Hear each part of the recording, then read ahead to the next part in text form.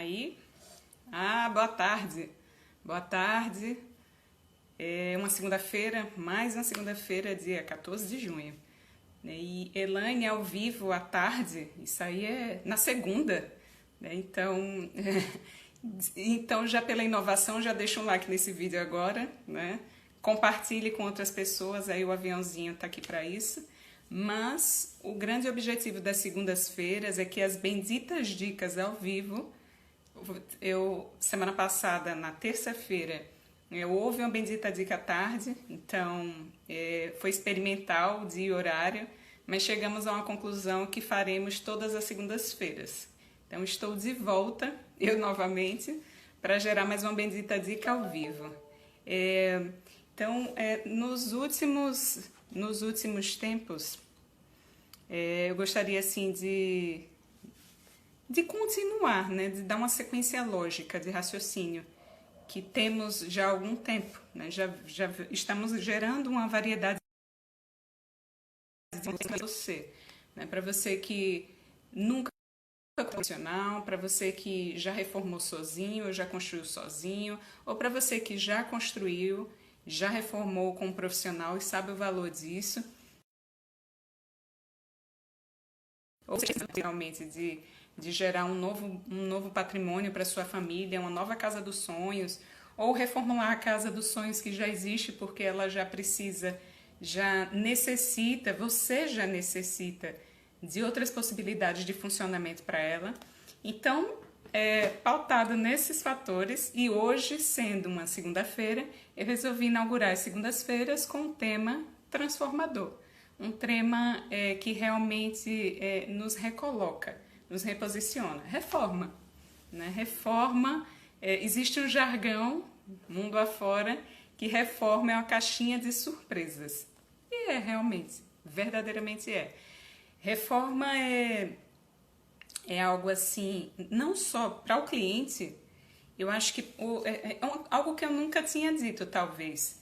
Para nós profissionais, reforma é mais desafiador do que construir do zero. Isso eu falo sempre. Mas na cabeça do cliente, pensar em reforma é mais simples do que construir algo do zero. Engraçado, né? Que interessante, que dialeto de mentalidade, que distância, né? de mentalidade entre a mentalidade do profissional e do cliente. Mas, Elaine, por que você acha que é tão diferente assim, a forma como o cliente pensa e o profissional pensa? Porque o profissional, ele está ali vidrado, o foco dele não é só no resultado, mas também em uma etapa que o cliente nos contrata justamente para sentir mais segurança, que é o planejamento, né? Então, o planejamento é a ferramenta essencial para tudo que pode ser feito, por tudo que pode ser construído ou reformado. Então, Elaine, você quer dizer que uma reforma, se eu quero reformar uns ambientes na minha casa, eu comprei uma casa pronta, um apartamento pronto, eu quero reformar, então isso é importante que tenha um cronograma, é importantíssimo. Eu vou contar uma história que aconteceu há bastante tempo atrás na minha carreira, e foi inclusive uma reforma de um grande amigo. Ele mudou o escritório dele para uma nova localização e era uma casa que já tinha servido, já era comercial, mas para uma outra atividade, que tinha sido para uma clínica, e ele ia abrir um escritório de advocacia ali. Então, quando chegamos, tinha um dia para começar e um dia para acabar. Então, tudo que tem planejamento tem um cronograma. Tem dia para começar, tem dia para acabar. Claro, Elaine, pode ter uma folga? Lógico que tem. E ter uma folga para mais não quer dizer que não pode ficar pronto antes. O planejamento, ele pode ser finalizado antes se tudo correr bem, não só depois. Isso é mito, tá? Elaine, tem uma folga de mais uma semana no cronograma. Tem, mas eu posso acabar uma semana antes também, se o cronograma é bem feito e se tudo corre bem nas etapas. Então, a história do meu amigo é que a gente precisou quebrar algumas coisas, fazer umas novas instalações de elétrica, porque como era um escritório, ele ia ter bastante equipamento de escanear, de imprimir, notebook, enfim. Então, fizemos umas paginações de gesso, fizemos também gesso em alguns ambientes que não existiam antes. Então aí foi o meu gargalo. O meu não, da reforma. Mas isso gerou algo para que eu resolvesse. Então o gesso era um meio de ano, então é uma época que na minha cidade, na minha região, chove bastante. E nesse momento o gesso entra in natura, digamos, em placas, ele é mais soluções com gesso, que é o acartonado, é o gesso em placa, é bloco em gesso, enfim, uma série. E ele que aquele forro seria interessante, já que ele tinha um cronograma muito curtinho, seria interessante que ele usasse um gesso acartonado, né? E para que realmente fosse rápido, porque quando o gesso em placa acartonada ele é aplicado, no dia seguinte você já pode iniciar o emassamento e pintura. Só que aí, por questões de custo, teoricamente, que essa coisa de custo-benefício daria uma outra bendita dica, ele resolveu usar placas de gesso convencionais. Só que como era num momento chuvoso, passou-se uma semana, já estava entrando na segunda e nada do gesso secar, né? E aí o que ocorreu? Na sala, o gesseiro ainda estava ali pelejando. Então eu tomei uma decisão que, junto com ele, claro, veja, o profissional ele não toma decisões desalinhado com clientes. E de preferência que isso seja recíproco, né? Então ele, preocupado com o cronograma, ele me consultou e chegamos à conclusão que poderíamos trazer a equipe de pintura que já estava atrasada, uns 5 dias de entrada no nosso cronograma, para ir pintando as outras salas e lixando parede e uma série de coisas que ia acontecer. Porém, o gesseiro ainda estava na obra, atrasado 5 dias. Então, quando chegou no meio, acho que uma terça ou uma quarta-feira, chegou a equipe de pintura, foi no meio da semana, chegou a equipe de pintura e o gesseiro disse, como é que eu vou trabalhar aqui hoje com esse pessoal de pintura chegando? Eu digo, querido, na verdade você não deveria nem estar aqui mais. Então é a sua deixa de você acelerar o seu processo e cair fora daqui, né? E ir para outra obra, na verdade. E aí ele ficou todo apavorado, eu digo, olha, eu não tenho o que fazer, o pessoal da pintura vai trabalhar, então ligue para seu patrão e peça para que venha mais alguém trabalhar aqui. Ou seja, ele tinha o objetivo de trabalhar até o final da semana ali. E aí eu liguei para a empresa e disse, olha, o pessoal de gesso precisa sair daqui hoje, porque o pessoal da pintura já está aqui, ele está incomodadíssimo, ou você manda uma outra pessoa para trabalhar no lugar dele, ou mais alguém para ajudar.